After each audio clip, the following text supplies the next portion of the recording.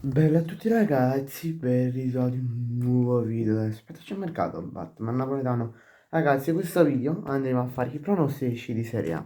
E ora, prima di andare a fare i pronostici di Serie A, non so se questo cappellino già l'avete visto, magari stamattina. Cappellino del Napoli, vedete? Napoli, e a 7. Momento se muoio, è caldissimo, veramente, veramente caldo. Grazie a chi l'ha preso, però purtroppo non posso fare nomi di chi me l'ha preso. È un regalo, vi posso dire solo questo. E ringrazio infinitamente le persone che me l'hanno preso. Grazie. Allora, questo video ve l'ho detto prima, faremo i pronostici di Serie A. Allora, come prima partita, cioè perché nuovo, prima di andare ad analizzare le varie partite, perché nuovo sul canale andremo a vedere, cioè vi andrò a dire i marcatori probabili, il risultato finale e la schedina se ve la volete giocare, tipo X 1 e vi posso consigliare anche la partita bonus.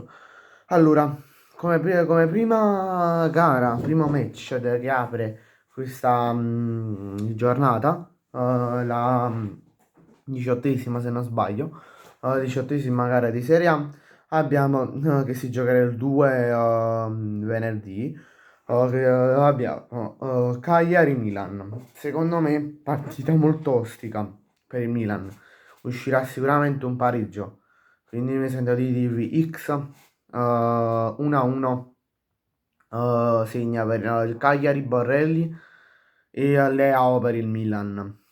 E sarà una partita ostica perché il Cagliari sì, ha una buona squadra, una grandissima squadra. Ma anche che lo stadio del Cagliari, a Cagliari è sempre duro il campo, no? È sempre, tra virgolette, duro vincere, è sempre una fortuna vincere. Vabbè, Como Udinese, vittoria del Como per 1-0, segna Nico Opaz. Nico Opaz. Lo so, sarà un po' scontato, però secondo me segna lui perché vedo lui, Nico Paz, l'unico che può segnare in una partita così.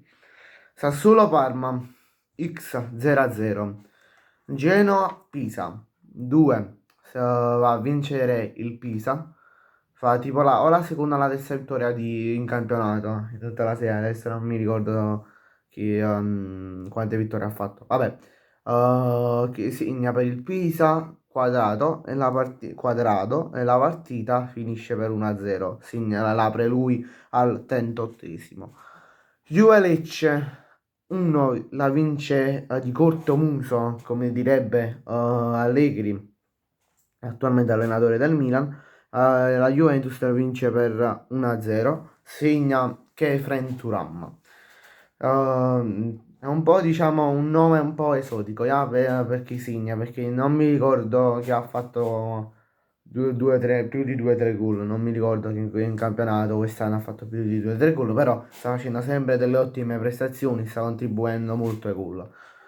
Poi Atalanta, Roma, X 2-2, segna per l'Atalanta, cioè questo qua prima di tutto questo qua è il big match di giornata, uno dei big match di giornata, della 18ª giornata, e segna Scamacca che fa doppietta, segna anche Ferguson per la Roma e Dybala. Lazio-Napoli, possiamo considerare anche questo un big match? Fatemelo sapere qui sotto nei commenti. Vabbè, vince il Napoli, quindi 2 vince per 2-0. Segna, vi dico dei marcatori un po' esotici, scusate, anche qui. Di Lorenzo, il nostro capitano, e anche Lobot, che può anche segnare. Che poi ma Frasem vincere perché da 2 o 3 anni che la Lazio ci sta proprio rompendo le scatole, no? In un modo che non credete. Cioè, questa stagione, solo per dirvi, ehm, c'è la partita di ritorno che si gioca Lazio, nel Lazio, a Roma, all'Olimpico, se non sbaglio. Pareggiamo 2-2, quello segnò anche la Spadori e Lukaku, se non mi sbaglio. Poi, nella partita di andata, perdimmo 1-0, una cosa del genere, non mi ricordo. Vabbè, Fiorentina Cremonese X 0-0, Verona Torino X anche qua 0-0.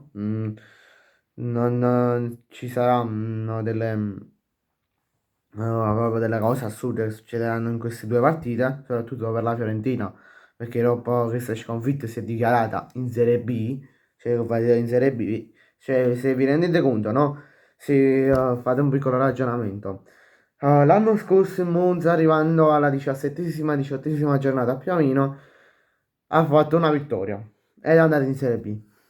2 anni fa, la stessa cosa fece la Salernitana nella stagione 23-24 e fece anche la stessa cosa 3 anni fa la Sampdoria e retrocessero tutte e tre in B. Vediamo la Fiorentina quest'anno cosa fa, se le raggiunge. Vabbè, Inter Bologna 2, vince il Bologna, sappiamo per 2-0, segna Odegaard che garantisce la doppietta al Bologna e sappiamo che l'Inter da sempre ha vinto poco a Bologna, cioè è sempre stata una partita, Inter-Bologna è sempre stata una partita un po' per gli interessi, un po' così, un po' sofferente. Vabbè, grazie a tutti per la visione, ci vediamo in un prossimo video, mi raccomando iscrivetevi al canale. Prima che mi scordo la partita bonus e vi consiglio di Inter-Bologna, vabbè, ricordo di iscrivervi al canale e lasciare un bel like. Ciao!